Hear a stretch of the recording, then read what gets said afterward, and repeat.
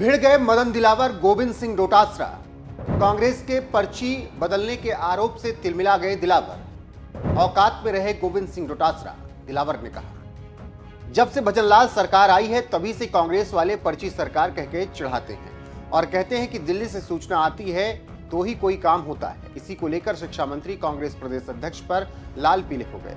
Media से बात करते हुए गोविंद सिंह डोटासरा पर तीखा हमला बोला और औकात में रहने की नसीहत दे दी। कांग्रेस के प्रदेश अध्यक्ष गुटबाजी करने के साथ अपने को ऊंचा दिखाने के लिए षड्यंत्र करते हैं। इतना ही नहीं, बीजेपी के खिलाफ षड्यंत्र का कार्य करते हैं। इसके बाद भी बीजेपी का कुछ नहीं बिगाड़ पाए, इसीलिए डोटासरा जी औकात में रहिए, ओछी हरकतें बंद कीजिए। कांग्रेस के प्रदेश अध्यक्ष को ध्यान नहीं है कि वह क्या बात कर रहे हैं। अब वो अश्लील भाषा और अमर्यादित भाषा का प्रयोग कर रहे हैं। विधानसभा अध्यक्ष के साथ भी दुर्व्यवहार किया, साथ ही शारीरिक हानि पहुंचाने का प्रयास किया। इस पर उन्हें निलंबित किया गया था। तो आप समझ सकते हैं कैसे मदन दिलावर ने कांग्रेस अध्यक्ष पर हमला बोला। बात दरअसल ये है कि डोटासरा ने मुख्यमंत्री को मोदी शाह का पपेट बोल दिया था, जिसके बाद प्रदेश की राजनीति में भूचाल आ गया और डोटासरा को जवाब देने के लिए शिक्षा मंत्री मैदान में कूदे और जवाबी हमले में मर्यादा को तार तार करते हुए औकात की बात करते। खबरों की माने तो कांग्रेस देश भर में संविधान बचाओ रैली कर रही है। उसी कड़ी में दाधीची गार्डन में शनिवार को एक रैली का आयोजन किया गया। इसमें कांग्रेस प्रदेश अध्यक्ष गोविंद सिंह डोटासरा और विधानसभा में विपक्ष के नेता टीकाराम जूली पहुंचे। रैली को संबोधित करते हुए डोटासरा ने कहा कि बीजेपी के सभी मंत्री और मुख्यमंत्री को गुजरात बुलाकर उनकी उठक बैठक लगवाई गई। 1.5 साल में आपने कुछ भी नहीं किया। भजनलाल सरकार फेल है। और क्या कहा वो सुनिए। पपेट बैठा करके चले गए। आज पूरे राजस्थान में क्या हो रहा है?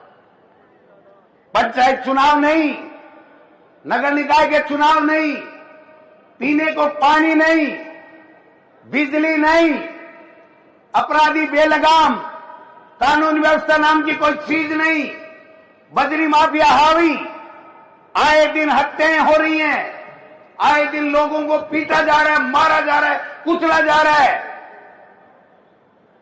कोई सुनने वाला नहीं है प्रदेश में। भाई साहब तो 3 टाइम लेवे राशन और मस्त। क्या तमाशा हो गया?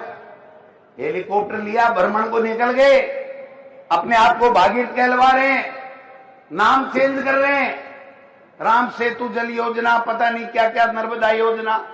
मैं पूछना चाहता हूं मुख्यमंत्री जी, आपका 1.5 साल में एक काम बता दो जिससे बेरोजगारी दूर हुई हो, जिससे महंगाई कम हुई हो, जिससे नौजवानों को कोई नई आस जगी हो, जिससे हमारी मातृशक्ति मजबूत हुई हो, जिससे अपराधियों में भय हुआ हो।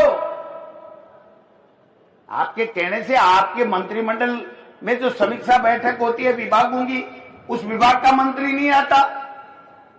आपकी बैठक में ब्यूरोक्रेसी के साथ में जब बैठक मुख्यमंत्री जी करते हैं तो उनका सीएस उनकी बैठक में नहीं आता, और जब सर्वदलीय बैठक बुलाई जाती है तो मुख्यमंत्री जी अपने प्रदेश अध्यक्ष को नहीं बुलाते। क्या तमाशा लगा रखा है? देश का प्रधानमंत्री इतना कमजोर हो सकता है, हमने सपने में भी नहीं सोचा था। अमेरिका का राष्ट्रपति 10 बार कह चुका है, मैंने सीज फायर कराया, कश्मीर समझौता मैं कराऊंगा, मैं मध्यस्थता करूंगा, मैंने व्यापार की धमकी देकर के कराया। देश का प्रधानमंत्री राष्ट्र के नाम संबोधन में एक शब्द नहीं बोलता। देश का प्रधानमंत्री चुनावी रैलियों में फालतू की बातें करता घूमता रहता है। हमने ऐसा कर दिया, आपने नहीं किया। ये सेना का पराक्रम और शौर्य है जिसके कारण से आपकी नाक बच गई, वरना ये ट्रंप आपकी नाक काट लेता। क्या तमाशा लगा रखा आपने? आपसे एक शब्द नहीं बोला जाता कि ट्रंप होते कौन हो तुम हमारी पंचायती करने वाले, दोबारा हिम्मत मत करना। अरे ये वही नरेंद्र मोदी है, देश का प्रधानमंत्री, जिसने आपकी अदालत में बैठ करके कहा था ये लव लेटर लिखना बंद करो, ओबामा ओबामा कहना बंद करो और पाकिस्तान पे चढ़ाई कर दो और उनको उनकी औकात बता दो। अब कहां गए आप औकात बताने वाले? आपकी औकात तो ट्रंप बता रहा है। शर्म आ रही है हमको।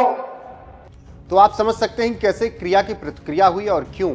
इसके साथ ही साथ डोटासरा ने कहा कि किरोड़ीलाल मीणा मर्द आदमी है जिसने कहा कि बीसलपुर में रोज 8 करोड़ की बजरी चोरी हो रही है, लेकिन दिल्ली बुलाकर उनकी जुबान का ऑपरेशन कर दिया। उसके बाद उन्होंने नकली खाद का मुद्दा उठाया। देखते हैं वह कितने दिन देश में नकली खाद बेचने वालों पर कार्रवाई करवाते हैं। उनको दोबारा बुलाकर जीभ का ऑपरेशन करवा दिया जाएगा। बस इन्हीं सब बयानों के बाद मदन दिलावर आहत थे और डोटासरा को औकात दिखाने की बात कह दी। किरोड़ीलाल मीणा जब से भजनलाल आए हैं तभी से विरोध कर रहे हैं और एक के बाद एक भ्रष्टाचार का मुद्दा उठा रहे हैं और विपक्ष के लिए एक से बढ़कर एक मुद्दे वो देते रहते हैं। फिलहाल जिस तरीके से ये लड़ाई चल रही है उस पर आपकी राय क्या है, कमेंट में जरूर बताएं।